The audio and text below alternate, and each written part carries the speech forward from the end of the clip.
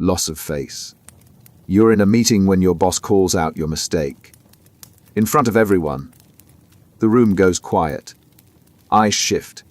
Your throat tightens. It's not the mistake itself that hits you. It's knowing that everyone just watched you fail. The competent version of yourself collapsed, and there's no rewinding it. That's loss of face, the moment your public image crashes while people are watching. It's not about being wrong. It's about being exposed as wrong. And once it happens, the damage doesn't stay in that room. It follows you. Loss of face works because humans need status to survive. We don't just want respect. We're wired for it.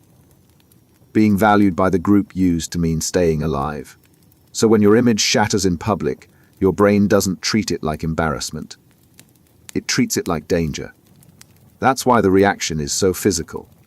Your heart races. Heat floods your face. You freeze, stammer, or lash out. It's not rational. It's your nervous system responding to a threat. The image you've built just broke. And everyone saw it. The weight depends on the audience. Stumbling in front of strangers stings. Doing it in front of colleagues, family, people whose opinions shape your identity. That cuts deeper. The more you care about the group, the more losing face destabilizes you. It's not the error. It's what the error signals to people who matter. And here's what makes it worse. The moment doesn't end when you leave the room. You replay it. You imagine what they're thinking. You wonder if they'll ever see you the same way. Your brain won't move on because it's still trying to repair what broke. Sometimes it can't. People handle it differently. Some retreat. They avoid the group, the setting, anything tied to that moment. Others overcorrect. They perform competence so hard it becomes exhausting. And some never recover. The blow was too public. The version of themselves they needed people to see is gone, and they don't know how to rebuild it. Loss of face rewires how you show up. You become cautious, defensive, obsessed with controlling the narrative before it collapses again. Because once you know how fast an image can fall, you can't stop bracing for the next drop. Impression management. Think about the last time you chose your words carefully in a text. Not because you didn't know what to say, but because you were managing how the other person would see you. Maybe you softened your tone to seem agreeable. Maybe you added a joke to seem relaxed. You weren't lying. You were curating. That's impression management, the constant work of shaping how others perceive you. It's not about being fake. It's about control. You adjust your behavior, your words, your appearance to create a specific image in someone else's mind. And everyone does it. The only question is how much. It works on a simple principle. Perception is power. People don't respond to who you are. They respond to who they think you are. Control that perception, and you control the interaction. You get the job. You avoid the conflict. You gain trust, status, whatever the situation demands. The mechanics are everywhere. At work, you speak up in meetings not just to contribute, but to be seen as engaged. You dress a certain way to signal professionalism or belonging. In relationships, you share vulnerabilities at the right moment to seem authentic, but not unstable. Every move is a calculation, even when it doesn't feel like one. The effort intensifies when stakes rise. A job interview becomes a performance of competence. A first date becomes a performance of charm. A difficult conversation becomes a performance of composure. You're not just participating. You're directing how the other person experiences you, managing every cue, every word, every pause. But here's the cost. Impression management is exhausting. You can't stop monitoring. You're constantly adjusting, second-guessing, recalibrating. Did that come off right? Did they notice the hesitation? Are they reading me the way I need them to? The performance never ends because the audience never stops watching. And the moment you slip, the image cracks. The deeper problem is this. You manage the image to protect yourself. If people see you as incompetent, untrustworthy, or weak, opportunities vanish. Relationships shift. Doors close. So you control the perception because losing control feels dangerous. And over time, the line blurs. You perform so consistently you forget where the real you ends and the managed version begins. The curated self becomes the default. You start making choices not based on what you want, but on what fits the image you've been maintaining. The protection becomes the trap. Impression management doesn't stop. It just gets more automatic. You learn what works. You refine the performance.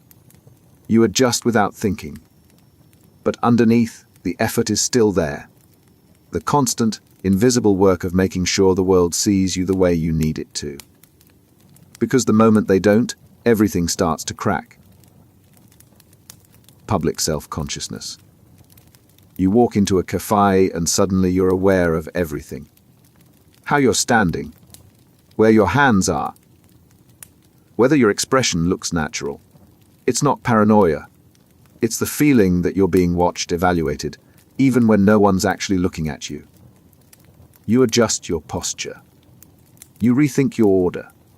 You wonder if you sound normal when you speak. The version of yourself you're trying to project suddenly feels fragile, like it could shatter with one wrong move. And the harder you try to act natural, the more unnatural it feels. This is public self-consciousness. The chronic awareness of yourself as a social object. You're not just living in the moment. You're watching yourself live in it, imagining how you appear through someone else's eyes. It's like being both the actor and the audience at the same time. And it's exhausting. Here's how it works. Most people shift between internal focus and external focus naturally. But when public self-consciousness takes over, the external lens never turns off. You're constantly evaluating yourself from the outside. How do I look? How do I sound? What are they thinking about me right now? It shows up everywhere. In conversations, you monitor your tone, your facial expressions, whether you're talking too much or too little. At the gym, you're hyper-aware of how you move, whether you look like you know what you're doing. Even walking down the street, you're conscious of your gait, your pace, whether you look confident or awkward.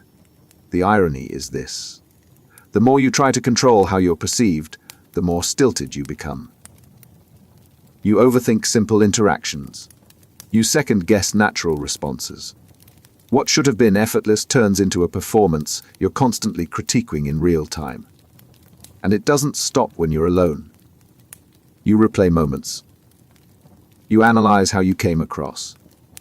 You cringe at things you said, gestures you made, pauses that felt too long. The spotlight you imagine never really turns off. It just shifts from the present to the past, running the same evaluation over and over. Over time, it changes how you move through the world. You start avoiding situations where you feel too visible. You stay quiet in groups. You pick the least noticeable option, not because it's what you want, but because it's safer. The fear of being seen wrong becomes stronger than the desire to be seen at all. Public self-consciousness doesn't make you more aware of reality. It makes you more aware of the version of reality you think others are creating about you. And the more you focus on that imagined perspective, the less you trust your own. Status anxiety. Your colleague gets promoted. You congratulate them. You smile. But underneath, something tightens. It's not jealousy, exactly. It's the sudden realization that you're falling behind. That the gap between where you are and where you should be just got wider. And everyone can see it. That's status anxiety. The persistent fear that you're not measuring up, that your position in the social hierarchy is slipping, or worse, that it was never as solid as you thought. It's not about wanting more. Trap. It's about the terror of having less than you need to be seen as enough. Status isn't just about money or titles. It's about being valued, being respected, mattering in the eyes of people whose opinions shape how you see yourself. And when that position feels threatened, it doesn't register as disappointment. It registers as danger. Here is why it's so corrosive. Status anxiety feeds on comparison. You're not evaluating yourself in isolation. You're constantly measuring against others. Your friend buys a house. Your sibling gets recognition. A classmate's career takes off. Each milestone they hit becomes a marker of where you're not. And the more you compare, the more inadequate you feel. It doesn't stay abstract. It shows up in how you talk about yourself. You drop accomplishments into conversation, not to share, but to prove you're still in the game. You downplay others' successes not out of malice, but because their wins feel like your losses. You chase symbols, titles, things that signal value, not because you want them, but because you need the reassurance they provide. The worst part is that the reassurance never lasts. You hit a goal, and the relief is temporary. Because there's always another level, another comparison, another way to fall short. The anxiety doesn't resolve. It just finds a new target. And over time, it warps your priorities. You make choices not based on what you want, but on what will maintain or elevate your position. You stay in jobs you hate because leaving feels like admitting defeat. You pursue achievements that don't fulfill you because they signal status. The fear of falling behind becomes the force driving every decision. Status anxiety turns life into a competition you can't opt out of. Because the moment you stop competing, you start falling. And in a world that measures value by position, falling feels like disappearing. Self-presentation. You're about to meet someone important. A potential employer, a date, someone whose opinion could shift your future. So you prepare. You choose your outfit carefully. You rehearse what you'll say. You think through how you'll laugh, how you'll sit, how you'll make eye contact. You're not just showing up. You're constructing a version of yourself designed to land the way you need it to. This isn't deception. It's self-presentation. The deliberate crafting of how you appear to others. Every interaction is a stage, and you're directing the performance. The goal isn't to lie. It's to emphasize certain traits, downplay others, and create an impression that serves your purpose. Self-presentation operates on a core assumption. You are not a fixed entity. You are a set of possibilities, and which version people see depends on what you choose to show. So you adjust. In a job interview, you highlight competence and ambition. On a date, warmth and humor. With family, familiarity and loyalty. The self you present shifts depending on the audience and what you need from them. The mechanics are everywhere. You modulate your voice to sound more confident. You mirror body language to build rapport.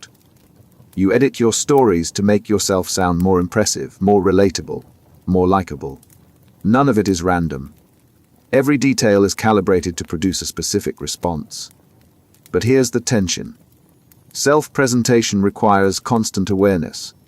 You're always managing the gap between who you are and who you're showing. And the more you cure it, the more you lose track of which version is real. The boundary between authentic and performed starts to dissolve. It intensifies in high-stakes moments. A presentation at work becomes a showcase of expertise, even if you're uncertain. A conversation with someone you admire becomes a performance of ease, even if you're nervous. The pressure to present well overrides the impulse to just be. And the better you get at it, the harder it becomes to stop. The long-term cost is this. You become so practiced at showing people what they want to see that you forget what you'd show if no one was watching. The performed self becomes the only self you know how to access. And when you're alone, you're not sure who's left. Self-presentation doesn't stop at managing impressions. It starts to manage you.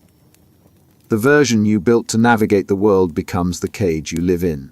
And the more you refine it, the smaller the space inside becomes. Face threat. Someone challenges you in front of the group. Not aggressively, just a simple correction. But it lands like an attack. Your jaw tightens. Your mind scrambles for a response. It's not about being right anymore. It's about not being exposed as wrong while everyone's watching.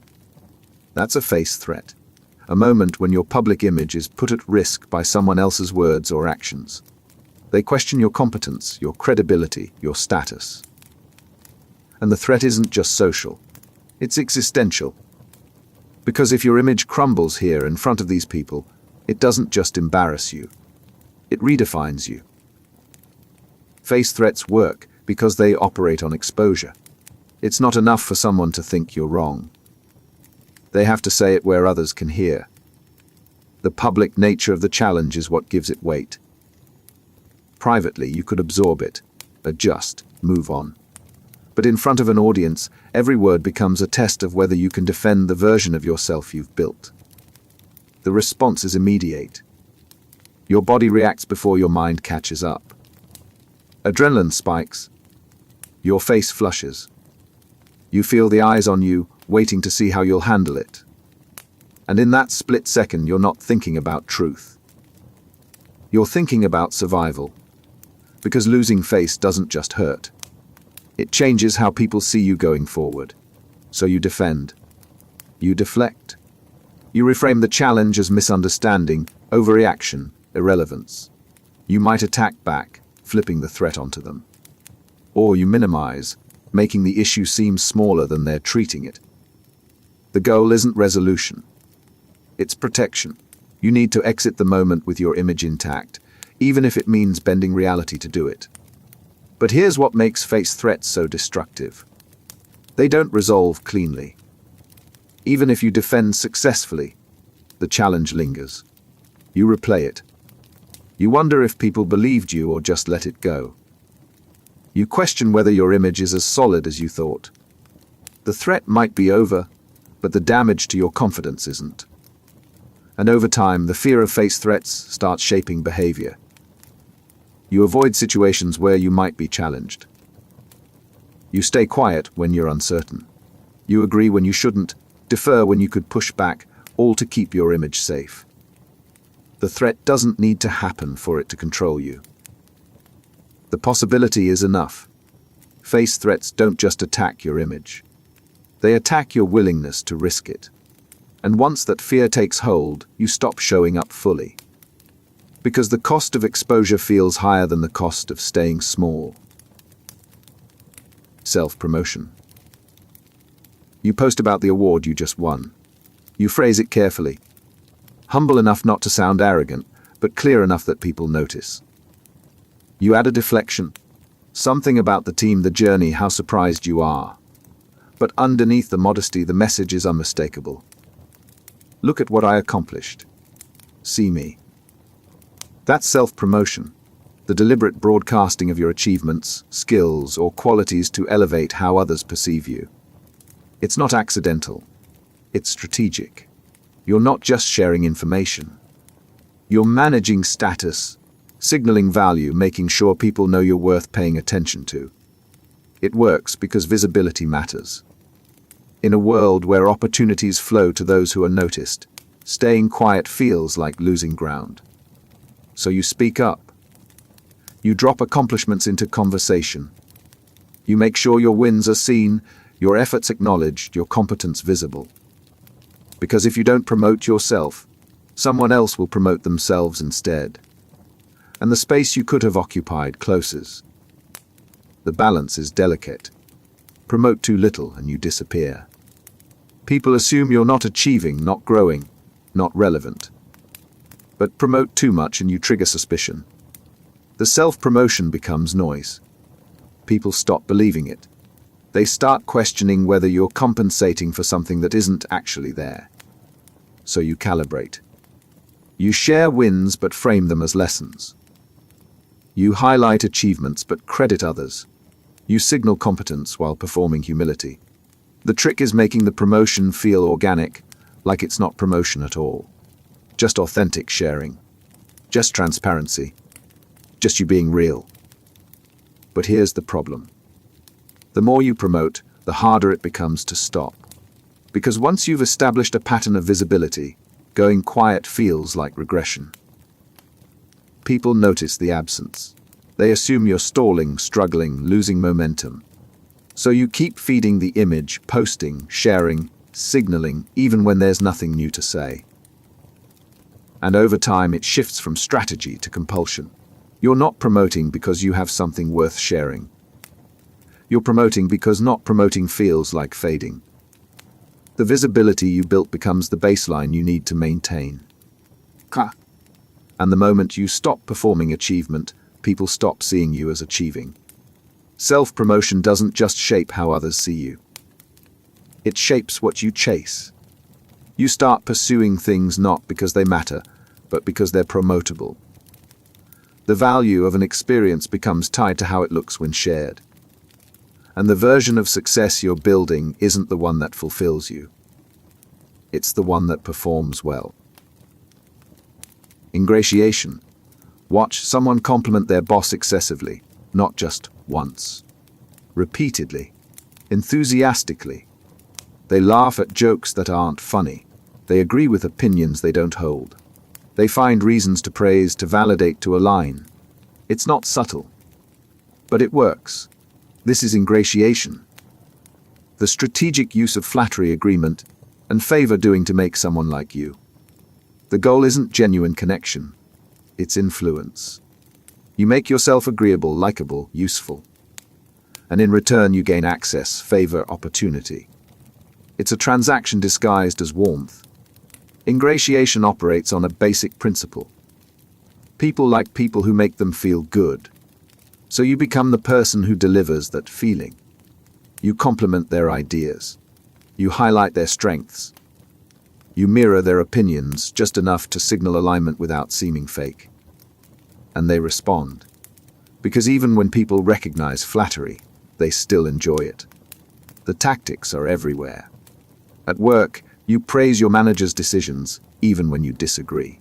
In social settings, you find common ground with influential people, emphasizing shared interests, downplaying differences. You offer help, not because it's needed, but because it creates a sense of indebtedness. Every move is designed to make the other person associate you with positive feelings. But ingratiation has a threshold. Too little, and it's ineffective. Too much, and it's transparent. People sense the manipulation. The compliments start sounding hollow. The agreement feels rehearsed.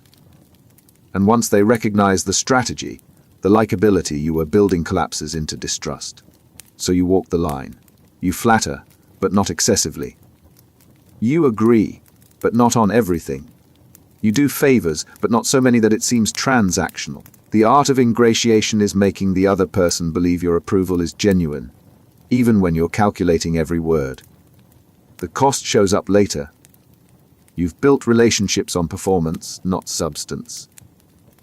The people who like you don't actually know you. They know the version you perform to win their favor. And maintaining that version requires constant effort. You can't stop ingratiating because the moment you do, the relationship loses its foundation. Over time, you forget how to connect without strategy. Every interaction becomes an evaluation. Who has influence? What do they respond to? How can I position myself to benefit? The ingratiation that started as a tool becomes the only way you know how to relate. And the approval you win never feels real, because you know exactly how you engineered it. Image management anxiety. You're about to hit send on an email. You've rewritten it 3 times. You check the tone again. Is it too formal? Too casual? Will they think you're trying too hard or not trying enough? You read it one more time, change a word, then finally send it. And immediately, you start wondering if you should have phrased it differently. That constant second-guessing isn't perfectionism. It's image management anxiety. The chronic fear that the version of yourself you're presenting might be wrong, that people are reading you in ways you didn't intend, that the image you're working so hard to control is slipping without you realizing it. It starts with awareness. You're conscious of how you come across. That's normal. But image management anxiety takes it further. Every interaction becomes a minefield. Every word, every gesture, every choice of phrasing carries the weight of potential misinterpretation. You're not just communicating. You're defending against every way your message could land wrong. The anxiety feeds on uncertainty. You can't control how people perceive you. You can only control what you put out. So you obsess over the details. You edit text before sending. You rehearse conversations in your head. You analyze your own tone, your facial expressions, the timing of your responses. And even after you've put something out there, you replay it, searching for mistakes you might have made. It shows up everywhere. In meetings, you're hyper-aware of how your comments are received. Did that sound smart or try hard? Confident or arrogant? In social situations, you monitor your jokes, your stories, your level of engagement. Are you talking too much? Not enough? Coming across as interesting or annoying?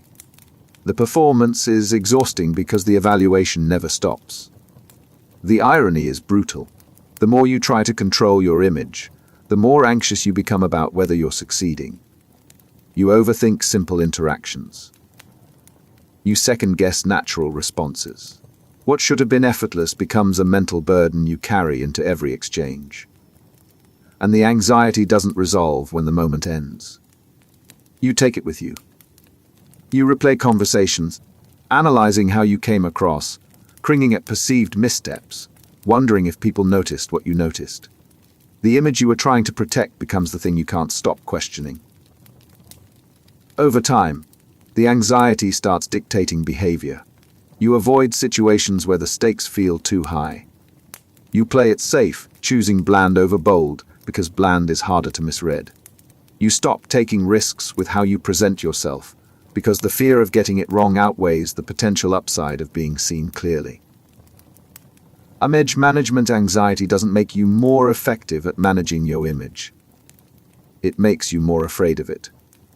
And the more afraid you become, the smaller the version of yourself you're willing to show. Saving face. You made a mistake, a clear, obvious one. And now you're sitting in a room full of people who saw it happen. You could admit it, apologize, move on, but instead you explain. You reframe. You find reasons why it wasn't really your fault, why the circumstances were unusual, why anyone would have done the same thing. You're not lying. You're protecting. That's saving face. The effort to preserve your image after it's been damaged. It's not about truth.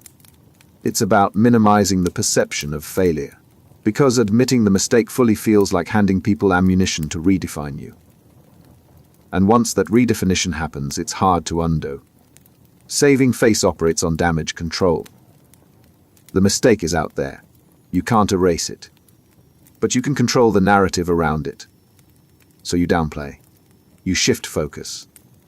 You highlight mitigating factors, external pressures, anything that makes the failure look smaller, more understandable, less like a reflection of who you are. The tactics vary.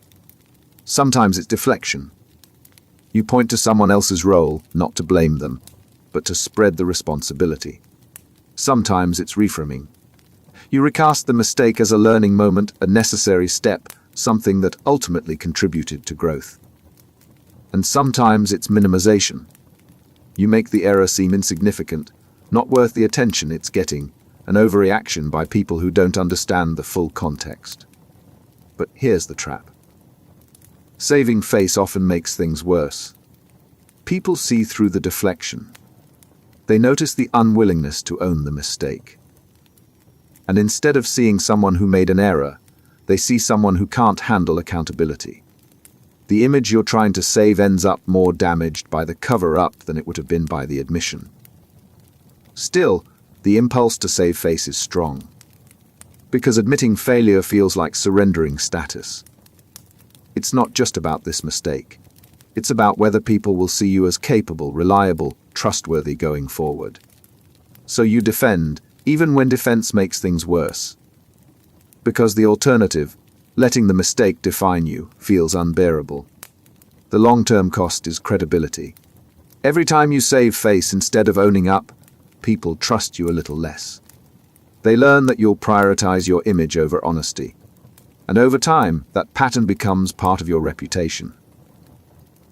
Not the competent person who occasionally makes mistakes. The person who can't admit when they're wrong. Saving face doesn't protect your image. It just delays the moment when people see through it. Self-monitoring. Some people walk into a room and immediately adjust. They read the energy, the hierarchy, the unspoken rules. And they shift. Their tone changes. Their body language adapts. They become the version of themselves that fits the space. They don't even think about it. It's automatic. Others don't. They show up the same way everywhere. Consistent. Unchanged. Whether they're at a formal dinner or a casual hangout, they're the same person. They don't monitor how they're coming across. They just are. The difference is self-monitoring. The degree to which you track and adjust your behavior based on social cues. High self-monitors are chameleons. They're constantly reading the room, calibrating their presentation, shifting to match what the situation seems to require. Low self-monitors are anchors. They present the same version of themselves regardless of context, for better or worse. High self-monitoring isn't fake. It's adaptive. You're not lying about who you are. You're emphasizing different parts depending on what's needed. At work, you're professional, focused, competent. With friends, you're relaxed, funny, open. The core is the same. You're just highlighting what fits. But here's the trade-off. High self-monitors are better at navigating social situations. They're likable, flexible, good at building rapport quickly, but they struggle with consistency. People get different versions depending on the context. And when those versions don't align, it creates confusion. Who are you really? Low self-monitors avoid that problem. What you see is what you get. They're authentic, consistent, predictable. But that consistency comes with a cost. They're less adaptable. They might say the wrong thing in the wrong setting, not because they're careless, but because they're not tracking the social cues that would tell them to adjust. They value being themselves over being strategic. Neither approach is better. They're just different strategies for managing the tension between authenticity and effectiveness. High self-monitors prioritize fitting in. Low self-monitors prioritize being consistent. And most people fall somewhere in between, shifting their level of monitoring depending on how much the situation matters. But self-monitoring shapes more than social success. It shapes identity. High self-monitors build a flexible sense of self, one that can shift without fracturing. Low self-monitors build a fixed sense of self, one that stays stable even when it creates friction. And the version you default to determines not just how people see you, but how clearly you see yourself. Prestige signaling. Someone mentions, casually, that they went to an elite university. They don't brag about it. They drop it into conversation like it's nothing. A minor detail, but the signal is clear, and everyone in the room hears it. That's prestige signaling. The subtle broadcast of high status markers to establish your position in the social hierarchy. It's not about showing off. It's about making sure people know where you rank. The school you went to, the neighborhood you live in, the people you know, the brands you align with. Each one is a marker. And together, they tell a story about who you are, or at least, who you want people to think you are. Prestige signaling works because status is currency. It opens doors, builds credibility, attracts opportunities. So you signal it. Not loudly. That would be gotch. But precisely. You mention your credentials in passing. You reference connections without making it obvious. You wear, do, and associate with things that communicate value. And people pick up on it. Because they're signaling too. The key is plausible deniability. You're not trying to impress anyone. You're just being yourself. Just sharing your experience. Just living your life. But the details you share aren't random. They're curated. Every mention, every reference, every casual drop is designed to reinforce the image of someone who belongs at a certain level. It shows up everywhere. In conversation, you reference places you've been, people you've met, experiences that suggest access. On social media, you post from locations that signal taste, success, or exclusivity. In professional settings, you highlight affiliations, awards, or recognitions that position you among high achievers. None of it is stated outright. It's woven in, implied, just visible enough to register. But prestige signaling has limits. Overdo it, and people see through the performance. They recognize the insecurity beneath the display. The constant need to signal status reveals the fear that without the signals, you wouldn't be valued. And once that's visible, the prestige loses its power. People stop seeing the credentials. They start seeing the desperation. The deeper problem is this. Prestige signaling traps you in a loop. You signal to establish status. People respond to the status, so you keep signaling to maintain it. But the validation you're getting isn't about you. It's about the markers. And the more you rely on those markers, the less confident you become in what's underneath. Prestige signaling doesn't build worth. It burrows it. And the moment you stop performing the signals, you're left wondering if there's anything else holding you up.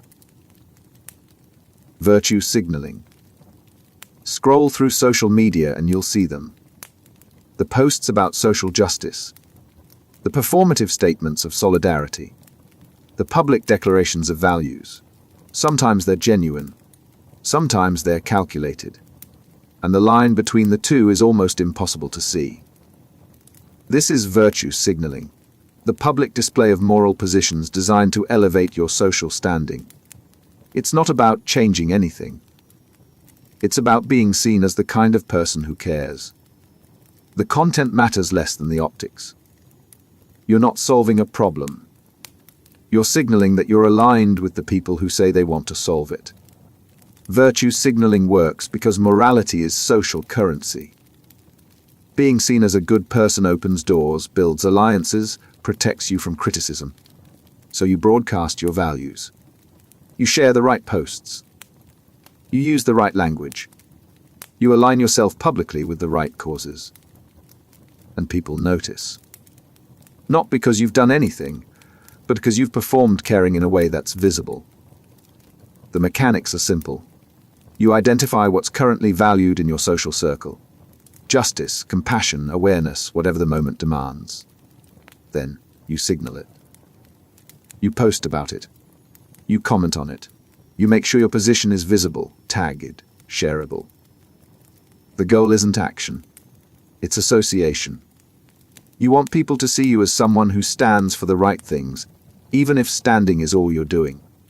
But virtue signaling has a tell. It's louder than it is effective. People post outrage but don't organize.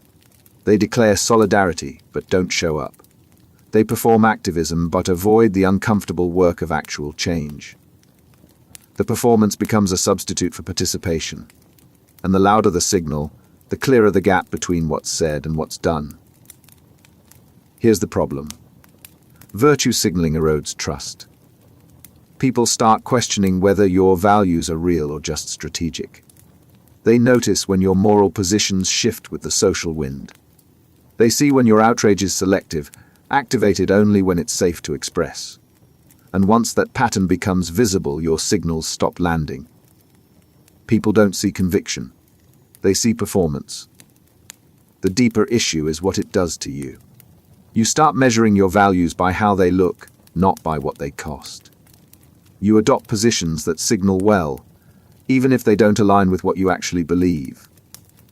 Your morality becomes external, a brand you manage, a set of statements you perform.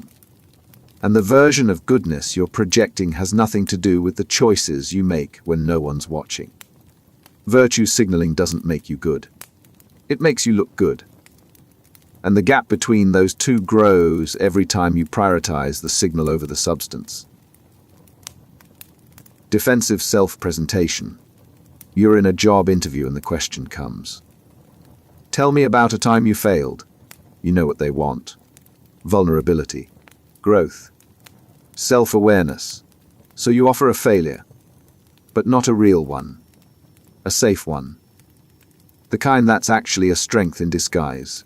You learned from it. You grew. It made you better. The failure you're presenting isn't a failure at all. It's proof of resilience.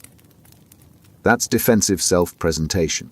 The strategy of revealing just enough weakness to seem honest while protecting yourself from real judgment.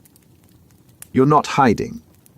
You're curating, offering controlled vulnerability that makes you look self-aware without exposing anything that could actually hurt you. It shows up everywhere. In relationships, you admit flaws that are endearing, not damaging. At work, you acknowledge mistakes that highlight competence, not incompetence.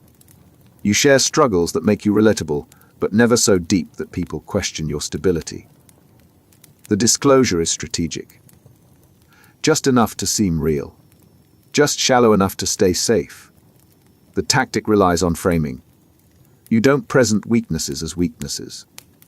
You reframe them as strengths that happen to go wrong temporarily. You weren't disorganized.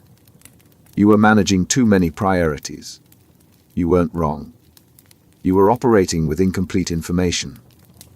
Every flaw comes with a justification that softens the blow.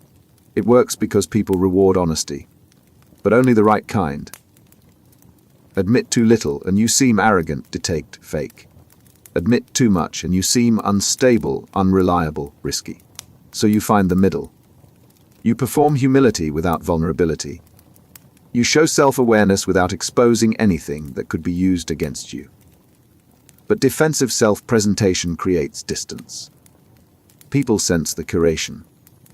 They notice when your admissions are too polished, too perfectly framed. They realize you're managing the narrative, not sharing the truth. And instead of building connection, the controlled vulnerability creates suspicion. Because if you're this careful about what you reveal, what are you hiding? Over time, it becomes habit. You stop sharing anything that isn't pre-approved by your internal PR team. Every disclosure is vetted, every admission framed. You're so practiced at defensive presentation that you've lost access to undefended honesty. And the relationships you build stay surface level because you've made sure nothing real ever gets through. Defensive self-presentation doesn't protect you. It isolates you because the version people are connecting with isn't you. It's the safest, most palatable version you could construct. And that version can't build the kind of trust that requires risk. Embarrassment avoidance. People avoid embarrassment like a reflex. It's not a decision. It's automatic. You see the potential for humiliation and you redirect. You stay quiet instead of speaking up. You skip the event instead of risking awkwardness. You let opportunities pass because the fear of looking foolish outweighs a potential gain. Embarrassment isn't just discomfort. It's exposure. It's the moment when your image cracks in public and everyone sees the gap between who you're trying to be and who you actually are. And once that gap is visible, you can't unsee it. Neither can they. So you avoid it. You don't ask the question that might sound stupid. You don't try the thing you're not sure you'll succeed at. You don't challenge the idea that might be wrong. The risk of embarrassment becomes the filter that decides what you do, what you say, and how you show up. And the tighter the filter, the smaller your life becomes. The avoidance shows up in patterns. You rehearse conversations in your head to eliminate the chance of saying something awkward. You decline invitations to situations where you might not know the social rules. You stay in your lane, doing only the things you're confident you can do well, because stepping outside that lane means risking exposure. But here's the cost. Embarrassment avoidance doesn't just protect you from humiliation. It cuts you off from growth. Because growth requires trying things you're not good at yet. It requires asking questions that reveal what you don't know. It requires taking risks that might not land. And if you're avoiding all of that to stay safe, you're not growing. You're stagnating. The deeper problem is how it warps your priorities. You start making decisions not based on what you want or what matters, but on what minimizes the risk of looking foolish. You choose safe over meaningful, comfortable over challenging, known over unknown. And every time you make that choice, the fear gets stronger, because you're training yourself that embarrassment is something to be avoided at all costs. Over time, the avoidance becomes its own cage. You've built a life so carefully controlled that nothing unexpected can get in. And while that might protect you from embarrassment, it also protects you from everything that requires vulnerability. The connections, the opportunities, the experiences that only happen when you're willing to risk looking foolish.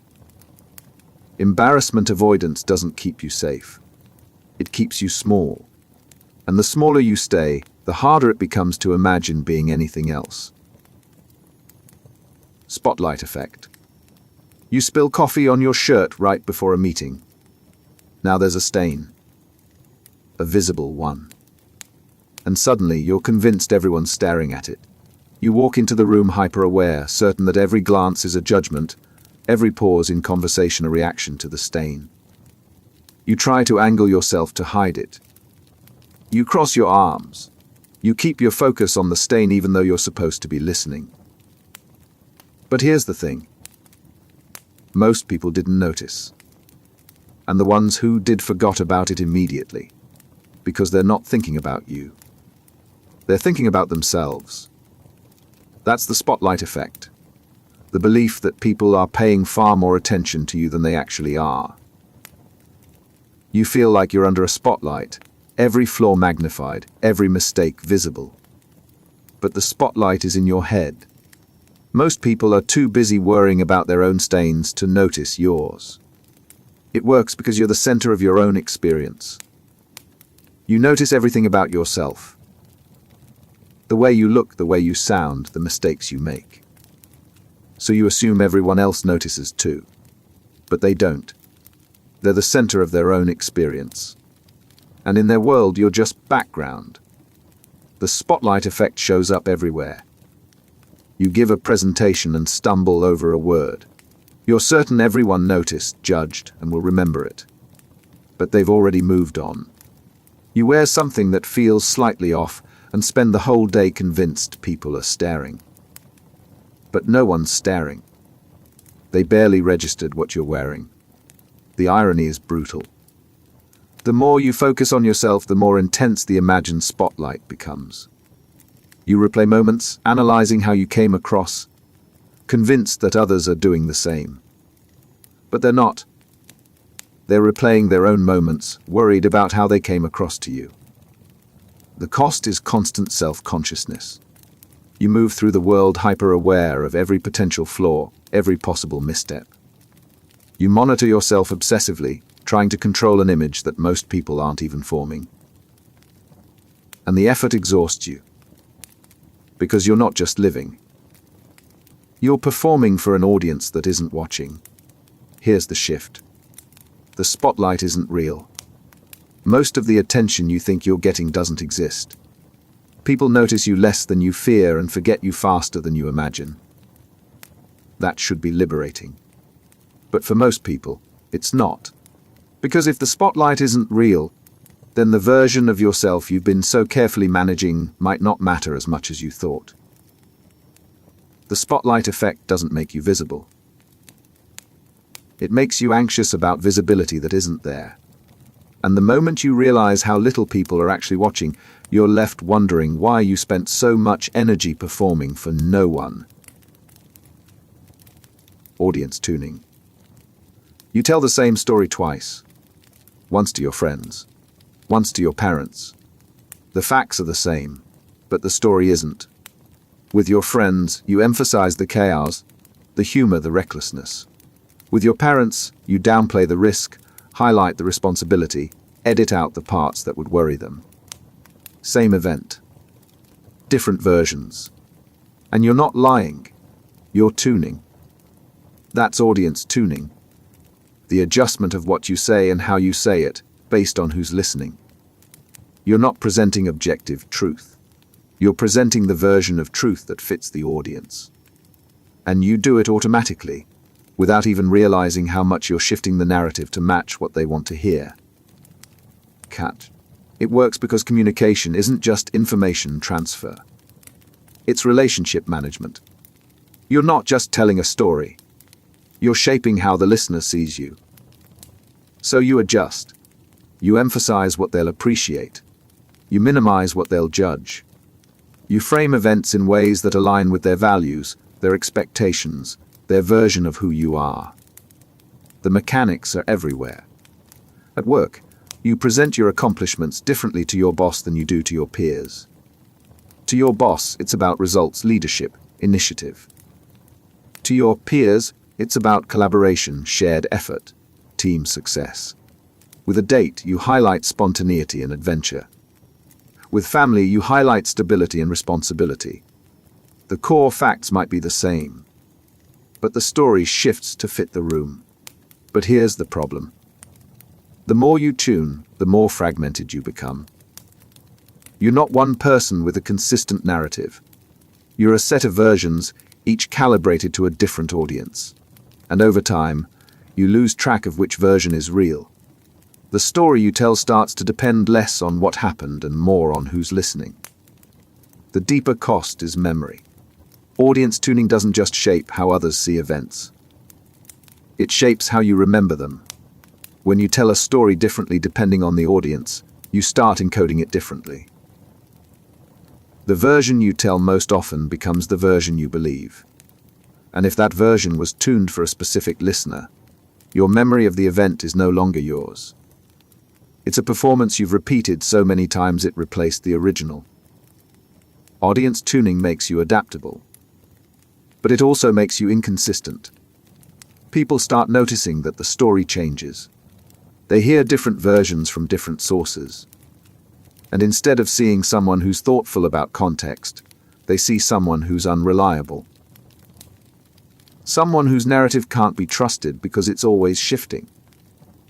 You thought you were being strategic, giving each audience what they needed to hear. But what you were actually doing was losing the thread of what's true. And once that thread is gone, you're left with fragments of a story you can no longer tell straight. Reputation defense. Someone spreading a rumor about you. It's not true. Or it's half true. Or it's true but missing context. Either way, it's out there, and you can feel it shifting how people look at you. The damage is happening in real time. And you have to decide, do you defend? Do you ignore it? Do you go on the offensive? That's reputation defense. The active effort to protect or repair your image when it's under attack. It's not about truth. It's about control. Because once a narrative about you starts circulating, it takes on a life of its own. And if you don't counter it, people fill in the gaps with assumptions. And those assumptions rarely work in your favor. The first instinct is to defend directly. You confront the rumor head-on. You explain what actually happened. You provide context, evidence, anything that proves the narrative wrong. But direct defense has a problem. It draws attention to the rumor. People who hadn't heard it now know about it. And even when you successfully refute it, the association lingers. The rumor might be false, but now you're the person who had to defend against it. So some people take a different approach. They don't address the rumor directly. They flood the space with counter-narratives. They share successes, highlight character, build alliances. They don't say the rumor is false. They make it irrelevant. They create so much positive visibility that the rumor gets drowned out by everything else people are seeing. But reputation defense is exhausting. Because you're not just managing what's true. You're managing what people believe. And belief doesn't follow evidence. It follows repetition, emotion, and social proof. So you find yourself constantly monitoring, correcting, performing. Every action becomes strategic. Every statement filtered through the question, how will this affect my reputation? The cost shows up in relationships. People who are constantly defending their reputation stop being trustworthy.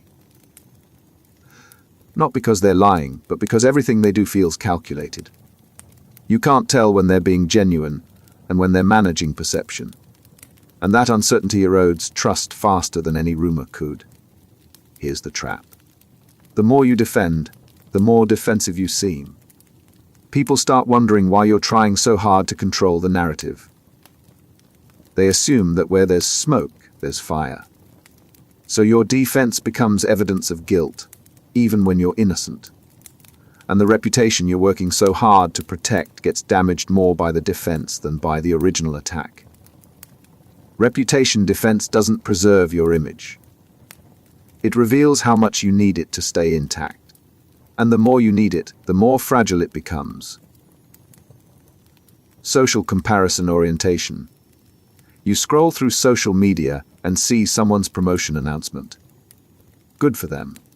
You keep scrolling. Someone's engagement photos. A vacation in a place you've never been. A fitness milestone. A new house. Each post is just information. But somewhere in the back of your mind you're measuring. Where are you in comparison? Are you ahead? Behind? Keeping pace? That measuring isn't accidental. It's social comparison orientation. The chronic tendency to evaluate yourself by stacking your life against other people's. You're not just living. You're constantly checking the scoreboard, seeing where you rank, updating your position relative to everyone else. Some people do this more than others. High comparison orientation means you're always evaluating. Every piece of information about someone else becomes a data point about yourself. Your friend gets a raise, and you immediately calculate whether you're being paid fairly. Someone shares a relationship milestone, and you assess your own romantic situation. Every achievement, every success, every visible marker of progress triggers the same reflex. How do I compare? It's not malicious. You're not rooting for people to fail. You're just using them as reference points. Because humans don't evaluate themselves in a vacuum. We need context. And the easiest context is other people. What they have, what they've done, where they are. And the more visible their lives are, the more data you have to compare against. But social comparison orientation has a cost. It turns every interaction into a measurement. You can't just be happy for someone. You're also calculating what their success means for you. You can't enjoy your own wins without wondering if they measure up to someone else's. Your sense of progress, achievement, and worth becomes entirely relative. And that relativity never settles. Because there's always someone ahead. The worst part is the shifting baseline. You compare up when you want to improve. You compare down when you want to feel better. But the comparison itself becomes the mechanism you use to understand yourself. Without it, you're not sure how to evaluate where you stand. So you keep measuring, keep comparing, keep checking the scoreboard. Even when the scoreboard isn't real. Social comparison orientation doesn't give you clarity. It gives you a ranking that changes every time you look at it. And the more you look, the less stable your sense of self becomes. Evaluation apprehension. You're about to give a presentation. You've prepared. You know the material. But as you stand up, your chest tightens. Your mouth goes dry. It's not the content you're worried about. It's them. The people in the room. Their eyes. Their judgment.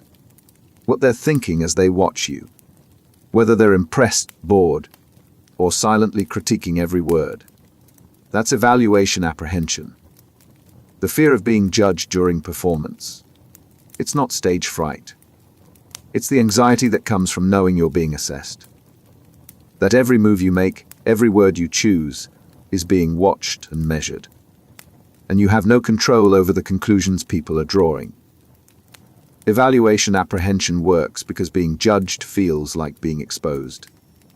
You're not just presenting information. You're presenting yourself. And the people watching aren't neutral. They're forming opinions, competent or incompetent, confident or nervous, credible or questionable. And once those judgments form, they stick. So your body reacts. Your heart rate spikes. Your hands shake. Your voice wavers. You forget things you knew perfectly well moments ago, because your nervous system is responding to a perceived threat. And the threat isn't failure. It's the evaluation that comes with failure. The permanent record at not being good enough, witnessed by people whose opinions matter. It shows up everywhere. In meetings, you second-guess whether to speak, worried your comment will sound stupid. In social settings, you're hyper-aware of how your jokes land, whether people are laughing with you or at you. At the gym, you're conscious of your form, convinced people are watching and judging your technique. The performance itself becomes secondary to the fear of being evaluated poorly. The irony is brutal. The more anxious you are about evaluation, the worse you perform. The anxiety disrupts focus, undermines confidence, and makes you second-guess instincts that would have been fine if you'd trusted them. So the fear of being judged poorly creates the conditions that make poor judgment more likely. And it doesn't stop after the performance. You replay it. You analyze how you came across. You cringe at moments that probably nobody else noticed. The evaluation you feared during the performance continues long after, except now you're the one doing it. And you're harsher than any audience would have been. Evaluation apprehension doesn't protect you from judgment. It guarantees that even when no one's judging you harshly, you'll do it to yourself. Identity performance. No one shows up the same way everywhere. At work, you're professional, focused, measured. With old friends, you're looser, funnier, more unfiltered. With family, you slip into roles you thought you outgrew. Each version feels real in the moment, but they're not the same person. They're performances of different identities, tailored to different audiences. That's identity performance. The active construction and presentation of who you are based on context. You're not lying. You're emphasizing certain traits, downplaying others, adjusting the performance to fit the stage. And everyone does it. The question is how conscious you are that you're doing it. Identity performance works because identity isn't fixed. It's fluid. You contain multiple versions of yourself, and which one comes forward depends on what the situation demands. In a job interview, you perform competence and ambition. On a date, warmth and spontaneity. At a family gathering, familiarity and connection. The core might be the same, but the presentation shifts. The performance isn't random. It's strategic. You read the room, assess what's valued, and adjust accordingly. If the group rewards humor, you become funnier. If they reward seriousness, you dial it back. If they value intellect, you highlight that. If they value authenticity, you perform authenticity. The goal isn't deception. It's fitting in while still being recognizable as yourself. But identity performance creates fragmentation. You're not one coherent person. You're a set of context-dependent performances. And the more contexts you navigate, the harder it becomes to know which version is real. Is the professional version a performance? Is the relaxed version? Or are they all performances, and the real you exists somewhere underneath, inaccessible even to yourself? The strain shows up when contexts collide. Your work colleagues meet your friends. Your family sees you in a professional setting. Suddenly, you're trying to perform two identities at once, and they don't align. The dissonance is uncomfortable because it exposes the performance. People see that you're not consistent. And consistency is supposed to be the marker of authenticity. Over time, identity performance becomes exhausting. You're constantly adjusting, shifting, recalibrating. And the effort required to maintain multiple coherent versions of yourself starts to feel like a job you didn't sign up for. You lose track of which version you'd choose if no one was watching, because there's always someone watching, and the performance never stops. Identity performance doesn't make you fake, but it does make you fragmented. And the more fragments you create, the harder it becomes to recognize yourself in any of them. Public image fragility. Someone criticizes you in public. Not harshly, just a comment, a minor correction. But it lands like a blow. Your stomach drops. Your face flushes. The image you've carefully built just cracked, and everyone saw it happen. And now you're scrambling to repair it before the damage spreads. That reaction isn't proportional to the criticism. It's proportional to how fragile your public image is. And the more you've invested in maintaining that image, the more devastating any threat to it becomes. Because you're not just protecting your reputation, you're protecting the entire structure of how you want to be seen. Public image fragility works like this. You build an image. Competent, confident, successful.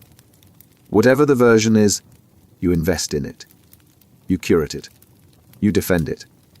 And over time, that image becomes load-bearing. It's not just how you want people to see you. It's how you see yourself. So when someone challenges it, they're not just questioning your performance. They're destabilizing your identity. The fragility shows up in how you react. A small critique triggers a disproportionate response. You become defensive, angry, hurt. Not because the criticism is unfair, but because it threatens the image you need people to believe. And if they stop believing it, the whole thing collapses. The problem is that the more you protect the image, the more fragile it becomes. You can't tolerate any cracks, any contradiction, any piece of information that doesn't align with the version you're presenting. So you spend enormous energy controlling the narrative, correcting misperceptions, defending against even minor challenges. And that effort itself signals fragility. People notice when someone can't handle the smallest criticism, and they start questioning whether the image is real.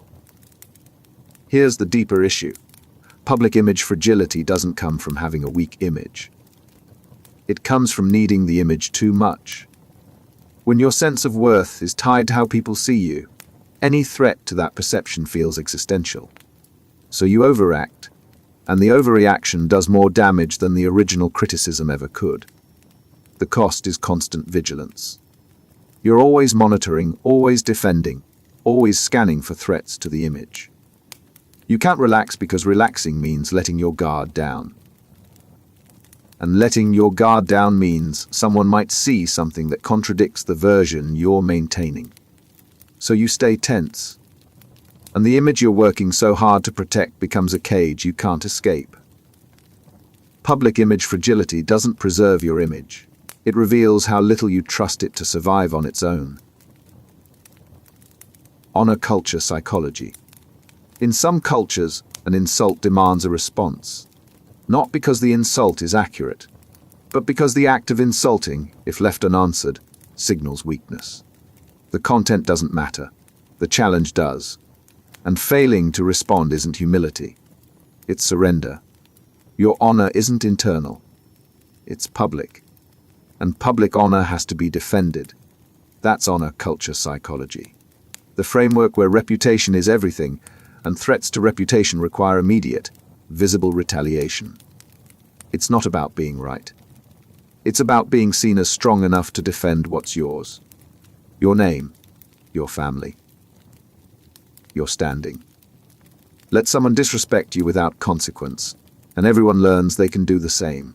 Honor culture operates on a different logic than dignity culture. In dignity cultures, your worth is internal.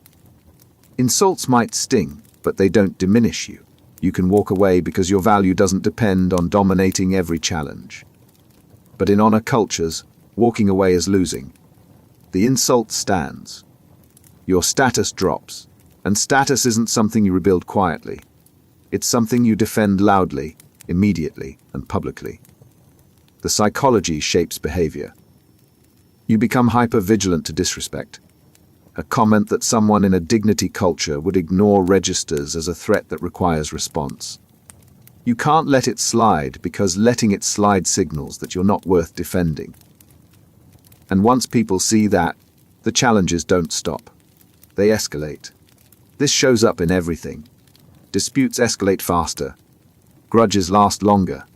Forgiveness feels like weakness, because the goal isn't resolution, it's dominance.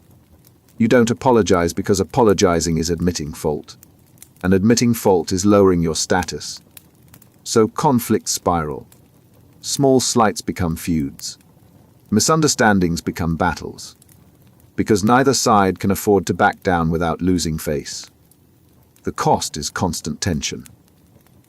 You're always evaluating whether something is a challenge, always calculating whether you need to respond, always performing strength even when you don't feel it, because the moment you stop performing, people test whether the strength was real.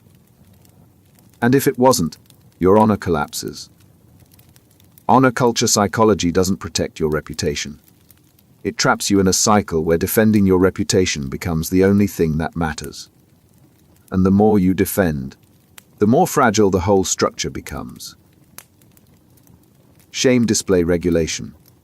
You make a mistake in front of people, a visible one, and immediately you feel it. Heat floods your face. Your chest tightens. Shame, but you can't show it. Because showing shame is showing weakness. So you control it. You keep your face neutral, your voice steady. You act like it didn't hit you, even though it did. That control is shame display regulation. The management of how much shame you show publicly, separate from how much you feel internally. You're not hiding the emotion to suppress it. You're hiding it to protect your image. Because shame is information. It tells people you've internalized the judgment. And once they see that, the judgment sticks. Shame display regulation works because emotions are strategic. What you show shapes how people respond. Show too much shame and people see you as weak, uncertain, someone who can't handle mistakes. Show none, and they see you as arrogant, defensive, someone who doesn't care about the impact of their actions. So you calibrate. You show just enough to seem self-aware, but not so much that you seem fragile.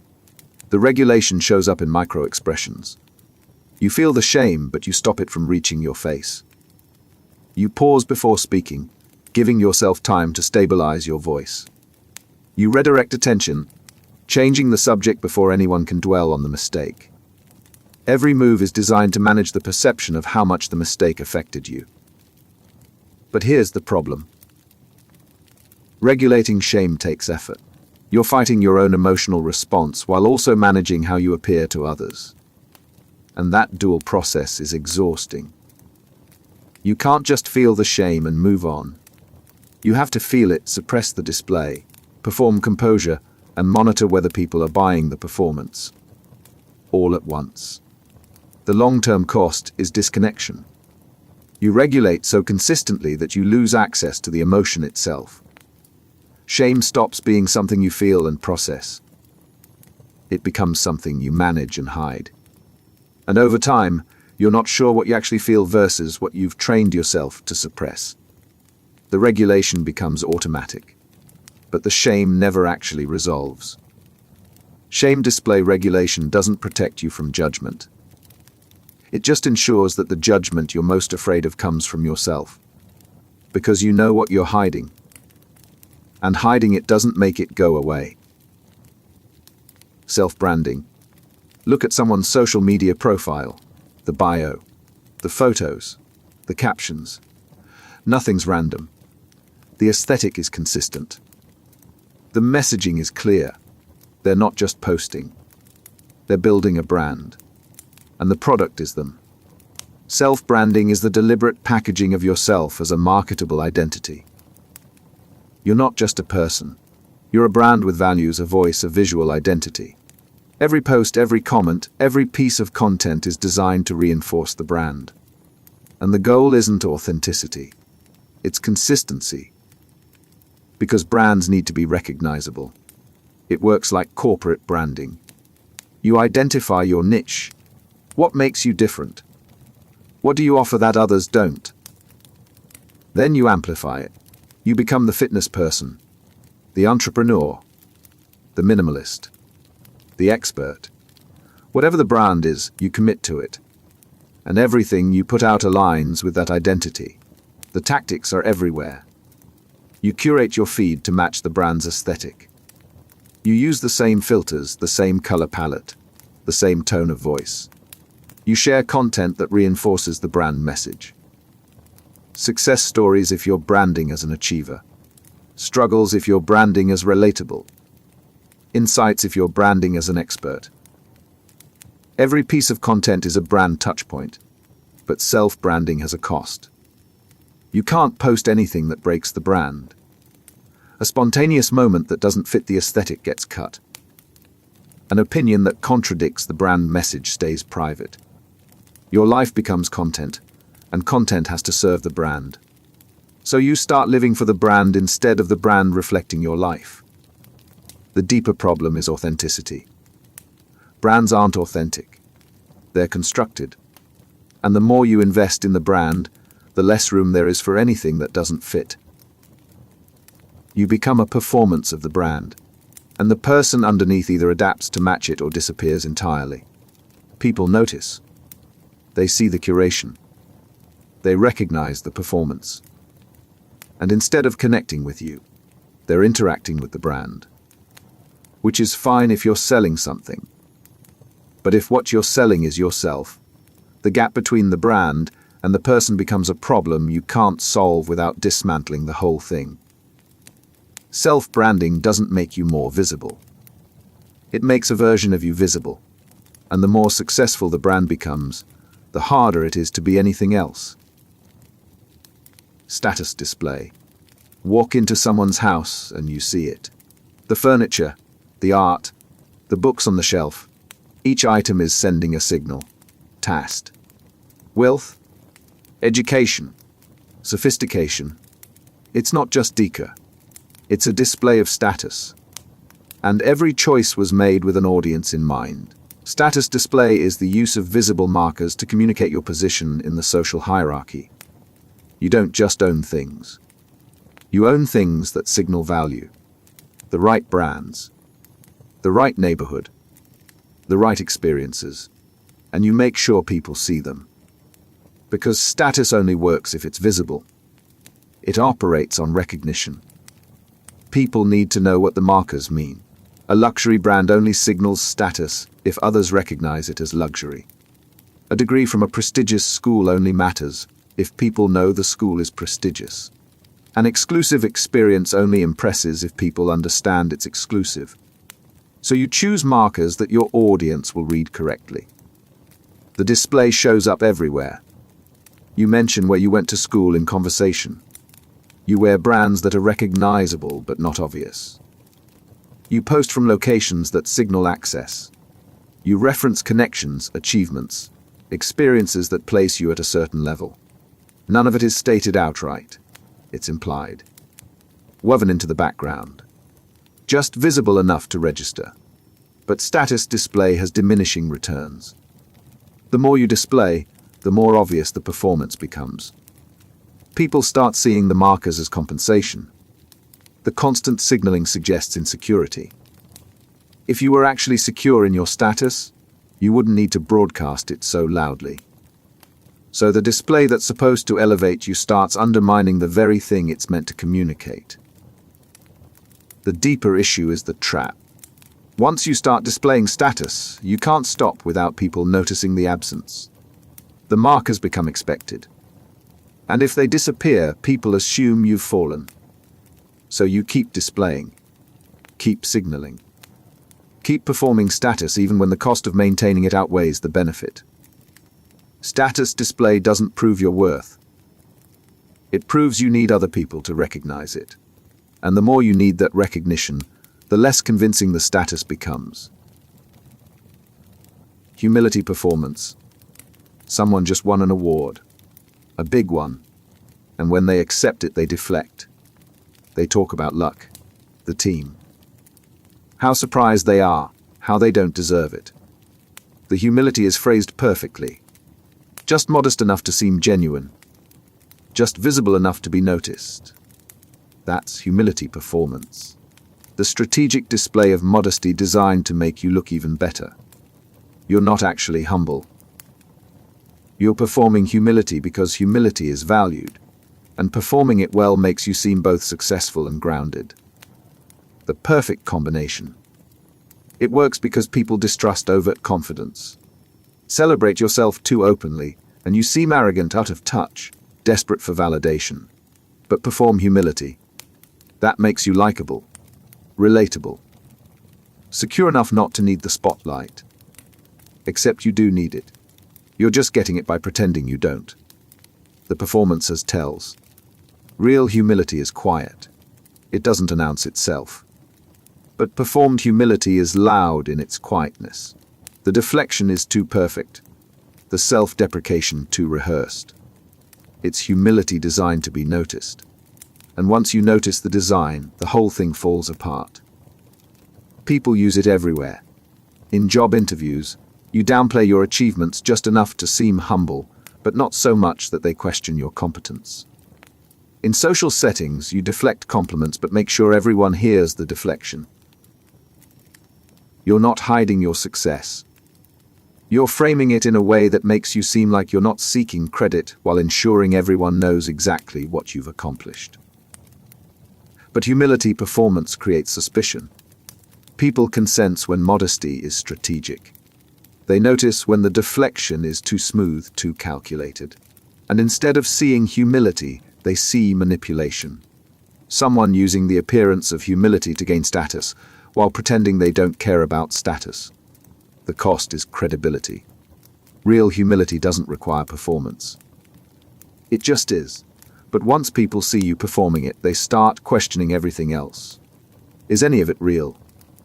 Or is it all calculated to produce a specific response? And once that question forms, the performance stops working. Humility performance doesn't make you humble. It makes you look like someone who knows humility is valued and is strategic enough to fake it. Authenticity signaling. Someone posts a photo with no filter, no makeup. Just them, raw and unedited. The caption talks about being real, rejecting perfection, embracing flaws. It's authentic, except it's also curated. The lighting is good. The angle is flattering. The vulnerability is performed just carefully enough to be safe. That's authenticity signaling. The performance of being real. You're not actually being authentic. You're signaling that you value authenticity. And that signal itself is strategic. Because in a world where everyone's curating, claiming you're not curating is the ultimate curation. Authenticity signaling works because people are tired of performance. They want realness. So you give them realness. But it's a controlled version. You share struggles, but only the ones that make you relatable, not the ones that make you look unstable. You admit flaws, but only the ones that are endearing. You perform imperfection in a way that's still polished enough to maintain your image. The tactics are everywhere. You post behind-the-scenes content to seem transparent. You share failures to seem vulnerable. You use casual language to seem unfiltered. But every piece of content is still chosen, still framed, still designed to produce a specific response. The authenticity is real enough to be convincing but controlled enough to be safe. Here's the problem. Authenticity signaling is a paradox. The moment you signal authenticity, you're performing it. And performance is the opposite of authenticity. So the more you try to seem real, the more constructed you become. People notice. They see the performance underneath the claim of no performance. And the authenticity you're signaling becomes evidence that you're not actually authentic. The deeper issue is the arms race. Everyone's signaling authenticity now. So you have to signal harder, more raw, more vulnerable, more unfiltered. But the more you escalate, the more obvious the performance becomes. And eventually, people stop believing anyone's actually being real. They just assume everyone's performing authenticity at different levels of sophistication. Authenticity signaling doesn't make you authentic. It makes you someone who's smart enough to know that authenticity is valuable and strategic enough to perform it convincingly. And the gap between those two things is exactly what authenticity is supposed to close. Reputational vigilance. You Google yourself regularly. You check what comes up. You monitor social media mentions. You track what people are saying about you in spaces you're not supposed to see. It's not vanity. It's protection. Because your reputation exists whether you're watching it or not. And if you're not monitoring it, you can't control it. That's reputational vigilance. The constant monitoring and management of how you're perceived across all contexts. You're not just aware of your reputation. You're actively tracking it, defending it, shaping it. Because in a world where information spreads instantly, one bad story can redefine you before you even know it exists. Reputational vigilance operates on preemptive defense. You don't wait for problems to emerge. You scan for them. You set up alerts. You track sentiment. You engage with positive mentions and strategically address negative ones. The goal is to catch threats early, before they solidify into narratives you can't control. It shows up everywhere. You monitor your online presence obsessively. You curate search results. You engage in damage control the moment something negative appears. You build relationships with people who can influence your reputation. You avoid situations where you might be misrepresented. Every action is filtered through the question, how will this affect my reputation? But reputational vigilance is exhausting. You're never off duty. You can't relax because relaxing means something could slip through. A bad review. A critical comment. A misrepresentation. And by the time you notice, it's too late. The narrative has already started forming. So you stay vigilant, always watching, always ready to respond. The cost is constant anxiety. You're not living. You're managing. Every interaction becomes risk assessment. Every piece of content is evaluated for potential blowback. You can't be spontaneous because spontaneity is uncontrolled. And uncontrolled means vulnerable. So you lock everything down, manage everything, and the reputation you're protecting becomes a cage that determines what you can and can't do. Here's the trap. The more vigilant you are, the more fragile your reputation seems. People notice when someone's constantly managing their image. It signals insecurity. And insecurity undermines the very reputation you're trying to protect. So the vigilance that's supposed to preserve your reputation ends up highlighting how much you need it to stay intact. Reputational vigilance doesn't protect your reputation. It reveals how terrified you are of losing it. Face-saving excuse. You missed a deadline. It's obvious. Everyone knows. But you don't just admit it. You explain. Traffic was terrible. Your computer crashed. A family emergency came up. Something happened that made the failure not entirely your fault. The excuse isn't about truth. It's about protecting your image. Because admitting the failure without context feels like admitting incompetence. That's a face-saving excuse. The explanation offered after a mistake to minimize damage to your reputation. It's not a lie. It's a reframing. You're not denying the failure.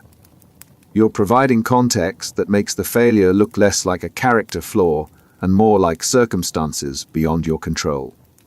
Face-saving excuses work because people understand context matters.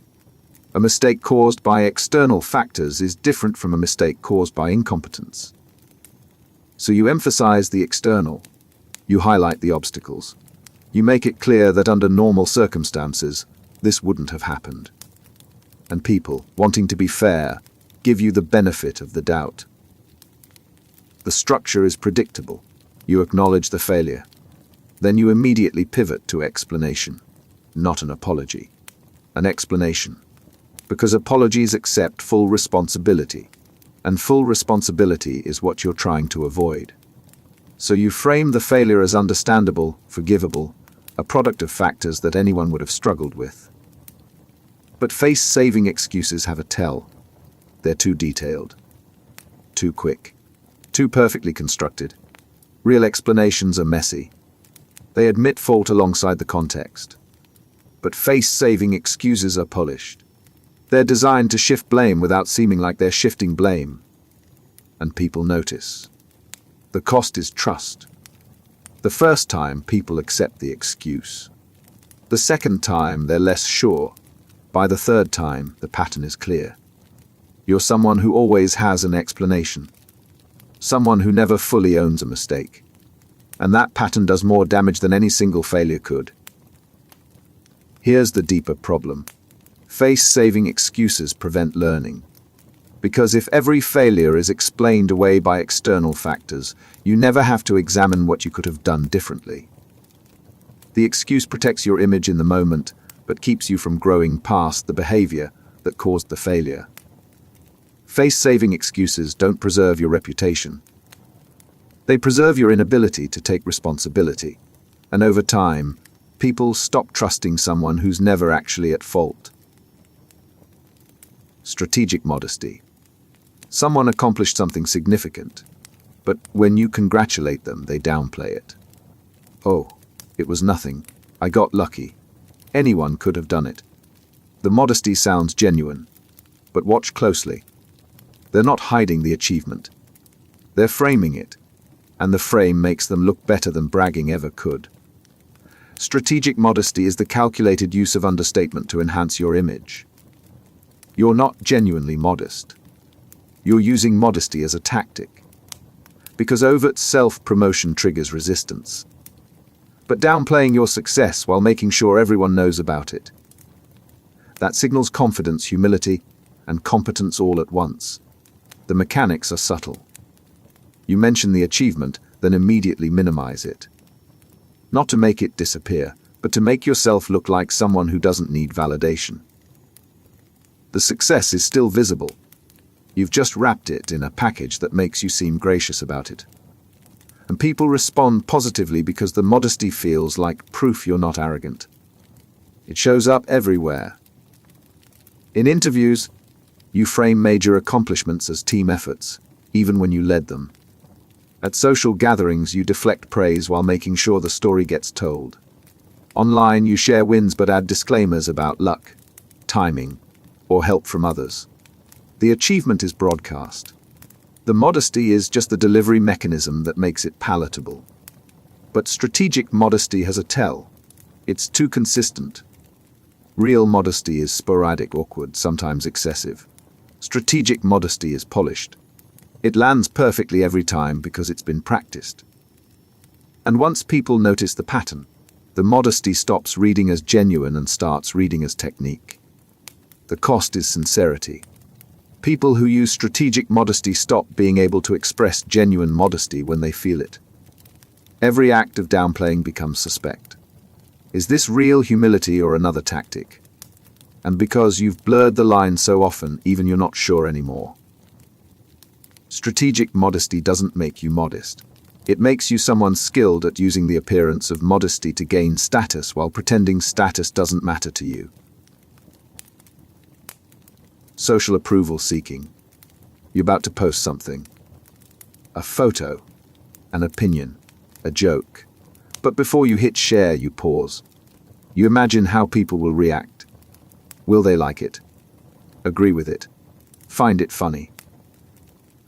And if the answer feels uncertain, you change it. Not because you don't believe in it, but because the approval matters more than the content. That's social approval seeking. The chronic need for others to validate your choices, opinions, and existence. You're not living for yourself. You're living for the reaction, and the reaction determines what you do, what you say, and who you pretend to be. Social approval seeking operates on external validation. Your sense of worth doesn't come from within. It comes from likes, comments, agreements, compliments. Positive responses make you feel good. Negative responses, or worse, no responses, make you feel worthless. So you chase the positive. You shape everything you do around what will generate approval. It shows up everywhere. You agree with opinions you don't hold because disagreeing might create conflict. You laugh at jokes that aren't funny because everyone else is laughing. You make choices based not on what you want, but on what will make you look good to others. Your entire life becomes a performance designed to generate approval. The problem is that approval is unstable. What gets praised today gets ignored tomorrow. So you keep adjusting. Keep performing. Keep seeking the next hit of validation. And the more you seek, the more dependent you become. You can't make a decision without wondering how it will be received. You can't enjoy a moment without checking if others think it's worth enjoying. The deeper cost is identity. When you're constantly seeking approval, you stop developing your own preferences. You don't know what you actually like because you've spent so long performing what others like. Your personality becomes a collection of borrowed opinions and safe choices. And underneath it all, there's no core. Just the need for someone to tell you you're okay. Social approval seeking doesn't make you likable. It makes you dependent on other people's judgment to feel like you exist. Persona management. You have a work persona. Professional. Competent. Measured. You have a social persona. Relaxed. Funny. Spontaneous. You have a family persona. Familiar. Dutiful. Constant. None of them is exactly you. But all of them are versions you've built to navigate different contexts. And managing them is a full-time job. Persona management is the ongoing effort to maintain multiple consistent identities across different social contexts. You're not just one person. You're a set of personas, each tailored to a specific audience. And keeping them straight, keeping them coherent, keeping them from contradicting each other requires constant attention. It works because different contexts demand different versions of you. What works at a networking event doesn't work at a family dinner. What's appropriate with friends isn't appropriate with your boss. So you build personas. Each one emphasizes certain traits, downplays others, and presents a version of you that fits the environment. The effort is invisible until contexts collide. Your colleagues meet your friends. Your family sees you in a professional setting. Suddenly, you're trying to be two personas at once, and they don't align. The professional version is more reserved than your friends expect. The relaxed version is too casual for your colleagues. The dissonance is uncomfortable because it reveals the performance. But here's the deeper problem. Persona management fragments you. You're not developing one coherent identity. You're maintaining multiple separate ones. And over time, you lose track of which persona is closest to who you actually are, or if there's a core self underneath all the performances. The strain intensifies with scale. The more context you navigate, the more personas you need, and each one has to stay consistent within its context while remaining distinct from the others. You can't let the work persona bleed into the social one. Can't let the family persona show up in professional settings. The boundaries have to hold. And holding them takes energy you don't always have. Persona management doesn't make you adaptable. It makes you fragmented. And the more personas you build, the harder it becomes to remember who you'd be if you weren't performing for anyone. Identity threat. Someone questions something fundamental about who you are. Not your opinion, your identity. They challenge your competence in the thing you've built your entire self-image around. Or they suggest you're not as principled, as smart, as capable as you believe. It doesn't feel like criticism. It feels like an attack on your core. That's identity threat, the experience of having a central part of your self-concept challenged or undermined. It's not about being wrong. It's about being wrong about who you are. And when that happens, the threat isn't social. It's existential. Identity threat works because we build ourselves around certain beliefs. I'm a good person. I'm competent. I'm rational. I'm fair. These aren't just opinions. They're the foundation of how we see ourselves. So when someone challenges them, they're not just disagreeing with us. They're destabilizing the entire structure we've built our identity on. The response is defensive, immediate, often disproportionate. You don't calmly evaluate whether the challenge has merit. You reject it, because accepting it would mean rewriting your self-concept. And rewriting your self-concept feels like losing yourself. So you defend. You rationalize. You attack the credibility of whoever made the challenge. Anything to keep the identity intact. It shows up everywhere. A professional criticized for the very skill they've built their career on reacts with anger, not reflection. Someone who sees themselves as open-minded becomes hostile when presented with evidence of their bias. A person who prides themselves on being logical dismisses facts that contradict their self-image. The threat triggers protection mode. And protection mode doesn't care about truth. It cares about preserving the identity. The cost is rigidity. When your identity is threatened, you can't adapt. You can't grow. You can't integrate new information that contradicts who you think you are. So you stay locked in the same self-concept, defending it against anything that might force it to evolve. And over time, the gap between who you think you are and who you actually are grows wider. Identity threat doesn't protect you. It locks you into a version of yourself that can't survive contact with reality.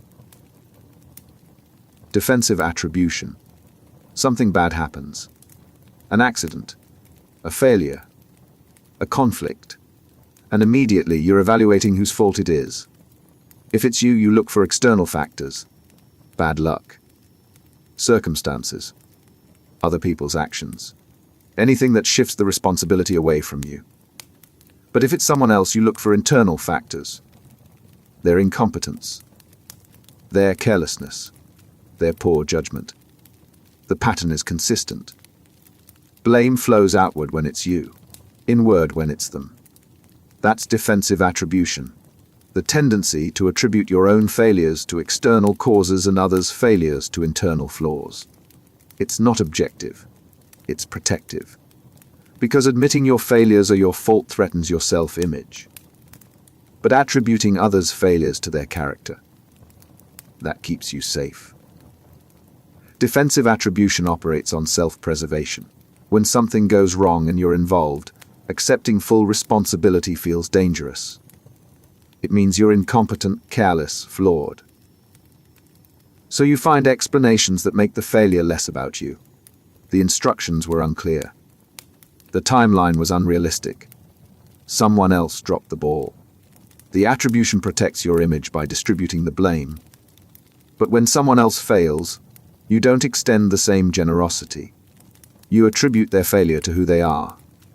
They're disorganized. They're unreliable. They lack the skills. You don't consider the external factors that might have contributed, because those factors would make their failure understandable.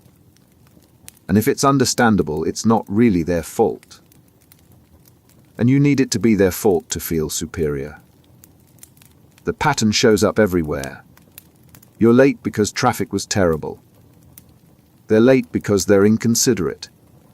You made a mistake because the task was confusing. They made a mistake because they're sloppy. You failed because the situation was impossible. They failed because they're not good enough. Every attribution protects you while judging them. But defensive attribution destroys learning. Because if your failures are always someone else's fault, you never examine what you could have done differently. You don't grow. You don't adapt. You just keep making the same mistakes and blaming the same external factors. And the gap between your self-perception and your actual competence widens every time you deflect responsibility. Defensive attribution doesn't protect your self-image. It preserves your inability to see yourself clearly. Self-handicapping. You have a big test tomorrow, or a presentation, or a competition, something that matters. And instead of preparing, you stay up late. You go out with friends. You procrastinate. Not because you don't care, but because you're giving yourself an excuse. If you fail, it won't be because you weren't good enough. It'll be because you didn't try. And somehow, that feels safer. That's self-handicapping. the deliberate creation of obstacles to performance so that failure can be attributed to the obstacle instead of your ability. It's not self-sabotage, it's strategic. You're protecting your self-image by ensuring that if you fail, there's a ready-made explanation that doesn't involve your competence. Self-handicapping works as insurance. If you succeed despite the handicap, you look even better. You did well without trying. That signals natural talent. But if you fail, the handicap provides cover. You didn't really fail. You just didn't give yourself a fair shot. Your ability was never truly tested, so it remains intact, at least in your own mind. The tactics are everywhere. You don't study, so poor performance can be blamed on lack of preparation, not lack of intelligence. You don't practice, so failure can be blamed on inexperience, not lack of skill. You drink the night before, get sick, create drama. Anything that provides an external explanation for potential failure. The handicap protects you from having to confront whether you're actually good enough. But self-handicapping has a cost. It prevents real success. You can't perform at your best while actively sabotaging yourself. So you never find out what you're actually capable of. The handicap that's supposed to protect your self-image ends up ensuring you'll never have achievements substantial enough to build a genuine self-image on. The deeper problem is the trap. The more you self-handicap, the more you need to. Because every time you succeed with a handicap, you attribute it to luck or talent, not effort. And every time you fail, you attribute it to the handicap, not ability. So you never build confidence. You never develop competence. You just keep creating obstacles to avoid the test you're most afraid of. The test of whether you're good enough when you actually try. Self-handicapping doesn't protect your self-worth. It guarantees you'll never know what it's based on. Contingent self-worth. Your worth isn't stable. It rises and falls based on performance. When you succeed, you feel valuable. When you fail, you feel worthless. Your sense of self isn't grounded in who you are. It's tied to what you achieve. And that tie makes every outcome feel existential. This is contingent self-worth. Your value as a person depends on meeting specific conditions. You're only as good as your last accomplishment. Only as worthy as your current status. Only as acceptable as your latest performance. The conditions vary. For some, it's academic success. For others, it's physical appearance, professional achievement, or social approval. But the pattern is the same. When you meet the condition, you feel okay. When you don't, you collapse. Contingent self-worth operates on external validation. You can't feel good about yourself unless something external confirms it. A grade. A compliment. A promotion. A like. Without that confirmation, your sense of value evaporates. So you chase it. Constantly. Because the validation is temporary. It wears off, and you need another hit to feel okay again. It shows up everywhere. You tie your worth to your productivity. A good day means you accomplished things. A bad day means you're lazy, worthless, falling behind. You tie it to how you look. If you look good, you feel valuable. If you don't, you feel like you're failing at being a person. You tie it to relationships. If people like you, you matter. If they don't, you're disposable. But here's the trap. Contingent self-worth is never satisfied. Because the conditions keep changing. The standard keeps rising. What made you feel valuable last month isn't enough this month. So you work harder. Achieve more. Meet higher standards. But the feeling of worth never stabilizes. It just demands more. The cost is chronic instability.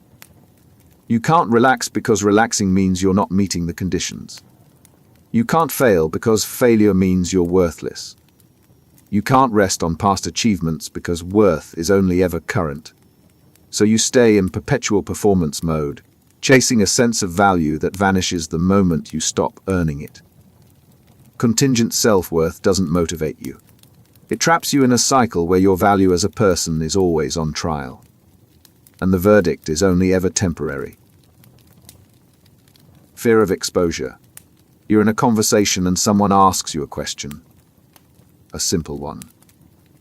But you don't know the answer. And instead of admitting it, you panic. Your mind races for something to say. Anything that won't reveal that you don't know, because not knowing feels like being exposed. And being exposed feels unbearable. That's fear of exposure. The terror of having your inadequacies, ignorance, or flaws revealed to others. It's not about making mistakes. It's about people seeing the gaps. The things you don't know. The ways you're not good enough. And once they see, they'll know you've been pretending all along. Fear of exposure works because it assumes people are always evaluating. They're looking for cracks. For weaknesses. For proof that you're not as competent, as knowledgeable, as put together as you seem. So you hide. You perform confidence even when you're uncertain. You avoid situations where you might be tested. You deflect questions that might reveal what you don't know. The fear shows up everywhere. At work, you don't ask for help because asking reveals incompetence. In social settings, you nod along with conversations you don't fully understand, because admitting confusion feels like admitting stupidity. In relationships, you hide vulnerabilities because showing them means people will see you're not as strong, as stable, as worthy as you've been pretending to be. But the fear doesn't just shape what you hide. It shapes what you avoid. You don't take on challenges where failure might expose your limits. You don't enter spaces where you're not already confident. You don't try new things because trying and failing means everyone sees you weren't good enough. So your world shrinks. Not because you can't do more, but because doing more risks exposure. The cost is isolation. You can't connect authentically with people because authentic connection requires showing them who you actually are. And who you actually are includes the gaps, the uncertainties, the places where you're still figuring it out. But fear of exposure won't let you show those. So you stay performative. And the performance keeps everyone at a distance. Fear of exposure doesn't protect you from judgment. It ensures that the version of you people see is always incomplete. And the gap between who you are and who you show becomes the thing you're most afraid of people discovering. Role performance pressure. You're a parent, or a manager, or a partner. The role comes with expectations. How you should act, what you should prioritize, how you should respond. And the pressure to meet those expectations isn't just external. It's internal. You've internalized what the role should look like. And every time you fall short, you feel like you're failing at something fundamental. That's role performance pressure. The stress of meeting the perceived demands of your social roles. You're not just being yourself. You're performing a role. And the role has standards. Miss them, and you're not just making a mistake. You're failing at being the thing you're supposed to be. Role performance pressure operates on expectations. Every role has a script. Parents should be patient, nurturing, selfless. Managers should be decisive, fair, competent. Partners should be supportive, understanding, present. The script isn't written down. But everyone knows it, and you know when you're not following it. The pressure intensifies when roles conflict. You're supposed to be a dedicated professional and a present parent. An assertive leader and a collaborative team player. An independent individual and a committed partner. The roles demand contradictory things. And you can't perform both perfectly at the same time. So you choose. And whichever role you shortchange, you feel guilty about. But here's the deeper problem. Role performance pressure makes you lose yourself. You're so focused on meeting the expectations of the role that you stop knowing what you actually want. You make choices based on what a good parent, a good manager, a good partner would do. Not on what you would do if the role wasn't defining you. The cost is exhaustion. You're constantly monitoring whether you're performing the role correctly. Did you respond the right way? Did you prioritize the right things? Are you meeting the standards people expect? The pressure never lifts because the role is always active. And the moment you drop the performance, people notice. They question whether you're really committed to being what the role demands. Role performance pressure doesn't make you better at the role. It makes you a performer playing the role while the person underneath disappears. Prestige bias. Someone with an impressive title speaks. They make a claim. It's not particularly well reasoned. The evidence is thin. But people nod. They agree. They differ. Not because the argument is strong, but because the person making it has prestige. And prestige somehow makes the argument feel more credible. That's prestige bias. The tendency to give more weight to ideas, opinions, or claims based on the status of the person presenting them. It's not about logic. It's about association. If someone's successful, accomplished, or high status says it, it must be true. Or at least worth taking seriously. The prestige does the persuading. The content is secondary. Prestige bias works because status signals competence. We assume that people who've achieved high positions got there by being right, being smart, being capable. So when they speak, we listen. We give them the benefit of the doubt. We accept claims from them that we'd question from someone with less prestige. It shows up everywhere. A CEO's opinion on economics carries weight even if their expertise is in retail. A celebrity's endorsement makes a product seem valuable even when they have no relevant knowledge. An academic from a prestigious university is assumed to be more credible than one from a lesser-known institution, regardless of the actual quality of their work. But prestige bias creates blind spots. You stop evaluating the idea on its merits. You evaluate it based on who's saying it. So bad ideas from prestigious people get accepted. Good ideas from less prestigious people get ignored. The filter isn't quality, it's status. The cost is poor judgment. You defer to prestige when you should be thinking critically. You accept arguments that don't hold up because the person making them has credentials. You dismiss valid challenges because the challenger doesn't have the same status. And over time, you train yourself to stop evaluating ideas independently. You just follow prestige. Prestige bias doesn't help you find truth. It helps you avoid the cognitive work of evaluating claims by outsourcing judgment to status markers that have nothing to do with whether something is actually true. Attractiveness stereotype. Meet someone attractive. Before they even speak, you've made assumptions. They're probably confident, probably successful, probably kind, not because you have evidence, but because they're attractive. And attractiveness in your mind correlates with everything good. This is the attractiveness stereotype, the automatic assumption that physically attractive people possess other positive qualities. They're smarter, more competent, more trustworthy, better adjusted. The logic doesn't hold, but the association is automatic, and it shapes how you treat them, how you evaluate them, and how much benefit of the doubt you give them. The attractiveness stereotype works because humans link physical appeal with social value. Attractive people are treated better from childhood. They get more attention, more opportunities, more forgiveness. And that treatment shapes outcomes. They develop confidence because people respond positively. They build social skills because people want to interact with them. So the stereotype becomes partially self-fulfilling. Not because attractiveness creates competence, but because the treatment attractive people receive creates conditions for success. It shows up everywhere. In hiring, attractive candidates are rated as more qualified even when their resumes are identical to less attractive candidates. In court, attractive defendants receive lighter sentences.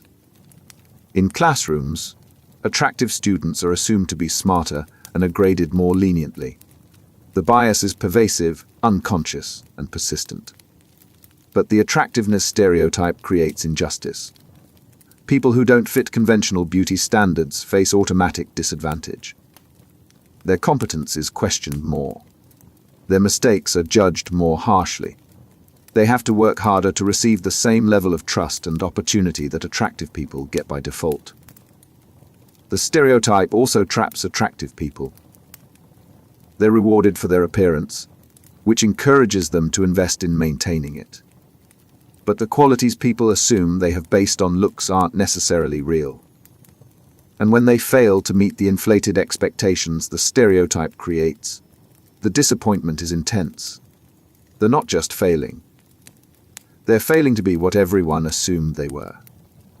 The attractiveness stereotype doesn't reflect reality. It shapes reality by treating people differently based on appearance, and then pointing to the results of that treatment as proof the stereotype was correct.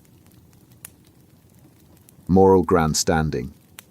Watch someone make a public statement about a moral issue. They don't just state their position. They perform it. They signal how deeply they care, how outraged they are, how much more principled they are than others who aren't speaking up as loudly. It's not about solving the problem. It's about being seen as the kind of person who cares about the problem. This is moral grandstanding, the use of moral discourse to enhance your own status rather than to address moral issues. You're not taking a stand because it's right. You're taking a stand because standing makes you look good. The morality is secondary. The performance is primary. Moral grandstanding works because morality is social currency. Being on the right side of an issue elevates you. It signals virtue, compassion, awareness. So you broadcast your moral positions. You amplify your outrage. You make sure everyone knows you're aligned with the good, the just, the morally superior. And people respond. They like it. They share it. They validate you for being one of the good ones. The tactics are predictable. You don't just agree with a position. You express stronger agreement than others. You don't just condemn something. You condemn it more forcefully. You escalate. You use more extreme language, more absolute claims, more performative outrage. Because moderate positions don't get noticed. And if you're not noticed, the grandstanding isn't working. But moral grandstanding has a tell. It's more about the speaker than the issue. The focus is on how much they care, how right they are, how disappointing everyone else is for not caring as much. The issue itself becomes a vehicle for self-promotion.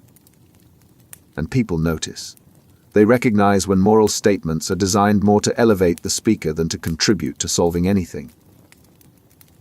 The cost is credibility. When your moral positions are performances, people stop trusting them. They assume you're grandstanding even when you're sincere, and the issues you claim to care about get lost in the performance. Because you're not actually working to solve them. You're using them to signal virtue. And signaling virtue is easier than doing the hard, unglamorous work of actually making things better. Moral grandstanding doesn't make you moral. It makes you someone who knows that performing morality generates social rewards. And once people see that's what you're doing, the performance stops working. Image repair. Your reputation takes a hit. Maybe you made a mistake publicly. Maybe someone spread something damaging. Maybe you were caught doing something that contradicts the image you've built. The damage is visible. People are talking. And now you're in damage control mode, trying to repair what broke before it defines you permanently. This is image repair, the strategic effort to restore your public image after it's been damaged. It's not about fixing what you did. It's about managing how people perceive what you did. Because in reputation terms, perception is reality. And if people perceive you as incompetent, untrustworthy, or hypercritical, that becomes your reality whether it's accurate or not. Image repair operates through predictable strategies. You can deny it happened. You can shift blame to someone else. You can minimize the damage by making it seem less serious than people think. You can offer excuses that make it understandable. You can apologize and promise change. Each strategy is designed to reduce the threat to your image by reframing the narrative. The choice of strategy depends on what you're trying to preserve. If the facts are undeniable, denial doesn't work, so you minimize. It wasn't as bad as it sounds. People are overacting. If minimizing won't fly, you pivot to justification. Yes, I did it, but here's why it made sense. You're not defending the action. You're defending yourself from being redefined by the action. But image repair has limits. Overuse it and people stop believing you. They notice the pattern. Every mistake gets explained away. Every failure gets reframed. Nothing is ever actually your fault. And the pattern itself becomes damaging. Because people don't just judge you for the original mistake. They judge you for how transparently you're trying to avoid accountability. The deeper problem is what it costs internally. You become so focused on managing perception that you never actually process what happened. You don't learn from the mistake because you're too busy defending against it being seen as a mistake. So the behavior that damaged your image doesn't change. It just gets better PR. Image repair doesn't restore your reputation. It reveals how much energy you're willing to invest in controlling how people see you rather than changing what they're seeing. Accountability theater. A company makes a mistake. A leader fails. Something goes wrong and people are angry. So what happens?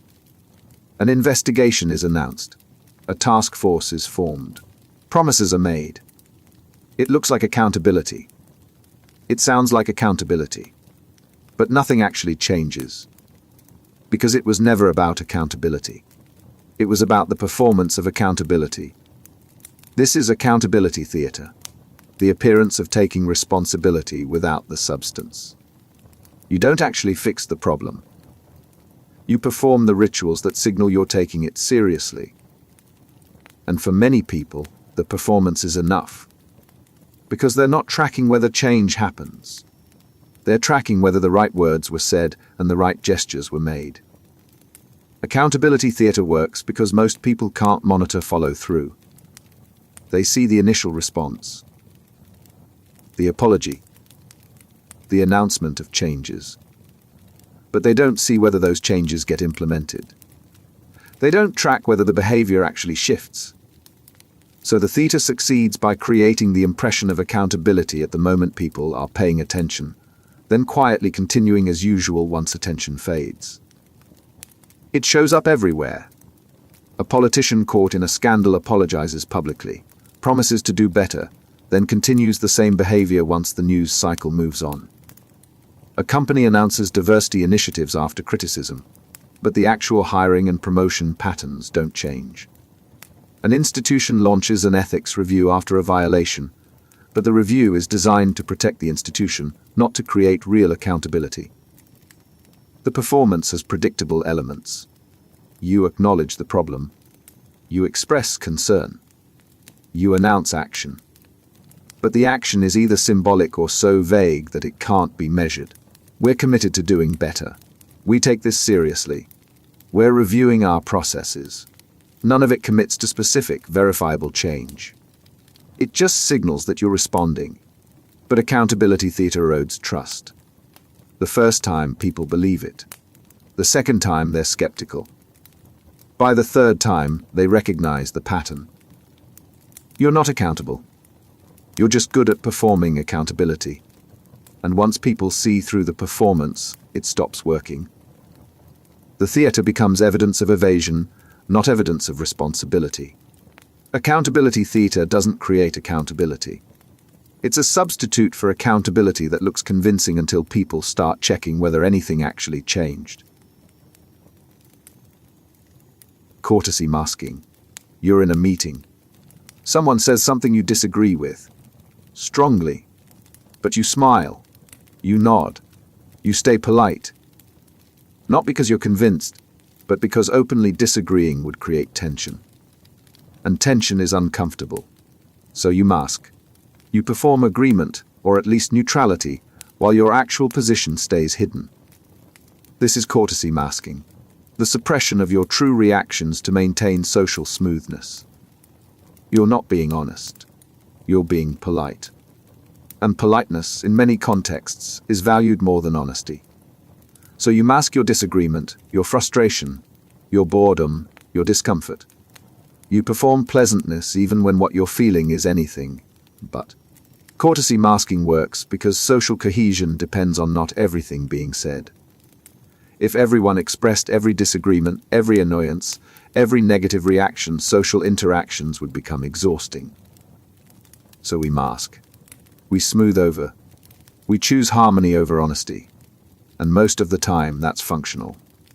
It shows up everywhere. You thank someone for a gift you don't like. You laugh at a joke that isn't funny. You agree to plans you don't want to make. You tell someone their idea is interesting when you think it's terrible. The mask protects the relationship by hiding reactions that might damage it. But courtesy masking has a cost. You're not expressing what you actually think or feel. So the other person doesn't know where you really stand. They think you agree when you don't. They think you're interested when you're not. They think the relationship is smoother than it is because they're only seeing the mask, not the person underneath. Over time, it creates distance. You're constantly performing pleasantness, and the performance becomes the relationship. The other person knows the courteous version of you, not the real one. And when something finally breaks through the mask, when you can't maintain the performance anymore, the other person is shocked. Because they thought everything was fine. They didn't know you'd been masking the whole time. Courtesy masking doesn't preserve relationships. It preserves the appearance of relationships while ensuring the actual connection stays shallow. Because connection requires honesty. And masking is the opposite of that. Social camouflage. Walk into a new social situation. You don't know anyone. You're not sure of the rules. So you watch. You observe what everyone else is doing. How they're dressed. How they're talking. What they're laughing at. And then you blend. You mirror the group. Not to manipulate them, but to avoid standing out. To fit in without drawing attention. That's social camouflage. The adaptive blending into a social environment to avoid negative attention or judgment. You're not being fake. You're being strategic about visibility. Because standing out in unfamiliar territory feels risky. Safer to blend. Safer to observe and adapt than to assert yourself and risk getting it wrong. Social camouflage operates on risk avoidance. In a new context, you don't know what's acceptable, what's valued, what will get you rejected, so you don't lead. You follow. You take cues from others and adjust yourself to match. The goal isn't to be noticed. It's to not be noticed as different. It shows up everywhere. You adopt the slang of a new group even though it feels unnatural. You laugh at references you don't understand to avoid seeming out of place. You dress to match the environment, even when it's not your style. You moderate your opinions, your energy, your personality to fit what seems to be the norm. Every adjustment is designed to help you blend. But social camouflage has a cost. The more you blend, the less visible you become. Not just as someone different, but as someone distinct. People don't see you. They see the version of you that's been adjusted to match them. And that version is safe, but it's also forgettable. Because there's nothing distinctive about it. The deeper problem is loss of self. When you camouflage in one context, then another, you start losing track of what you'd be without the camouflage. You've adapted so many times that you're not sure which version is actually you. The safety of blending becomes a trap, where you're never quite sure who you are when you're not trying to fit in. Social camouflage doesn't protect you from judgment. It protects you from being seen. And the cost of not being seen is that even when you're in the room, you're not really there. Social desirability. Someone asks you a question. Do you recycle? Do you vote? Do you read books? The honest answer might be no, rarely, or not really. But you don't say that. You say yes. Not because you're lying, exactly, but because the truthful answer makes you look bad. And looking bad, even to a stranger, feels worse than bending the truth. This is social desirability, the tendency to present yourself in ways that align with what's socially valued, even when it doesn't match reality. You're not being authentic. You're being acceptable. And acceptable often requires editing the truth. Social desirability operates on impression management. People judge you based on your responses. So you craft responses that make you look good. You overreport behaviors that are admired. Voting, volunteering, reading, exercising. You underreport behaviors that are stigmatized. Drinking, procrastinating, being selfish, wasting time. The pattern is consistent. You shape your self-presentation to match what's valued. It shows up everywhere. On surveys, people report healthier habits than they actually have. In conversations, they emphasize their virtues and downplay their vices. On social media, they share the version of their life that looks aspirational, not the version that's mundane or messy. Every presentation is filtered through the question, does this make me look good? But social desirability distorts reality. Not just for others, but for yourself. You present the socially desirable version so often that you start believing it. You think you're more conscientious, more ethical, more disciplined than you actually are, because the version you've been performing starts to feel like the truth. The cost is self-awareness. You can't see yourself clearly when you're constantly filtering through the lens of what's desirable. You don't know your actual habits, your real values, your genuine preferences. You know the version that makes you look good. And that version might be aspirational. But it's not accurate. Social desirability doesn't make you look good. It makes you perform goodness while losing track of whether the performance matches who you actually are. Reputation management. You're not just living your life. You're managing how your life is perceived. Every choice, every post, every interaction is filtered through the question, how does this affect my reputation? You're not careless because carelessness damages the image. You're not spontaneous because spontaneity is uncontrolled. You're strategic, deliberate, always thinking 3 steps ahead about how today's decision will shape tomorrow's perception. This is reputation management, the ongoing, proactive effort to shape and control how you're perceived across all contexts. It's not reactive damage control. It's preventive strategy. You're building the reputation you want before problems arise. Curating the narrative before someone else writes it. Controlling the image before it gets away from you. Reputation management works because reputation is an asset. It opens doors. It creates opportunities.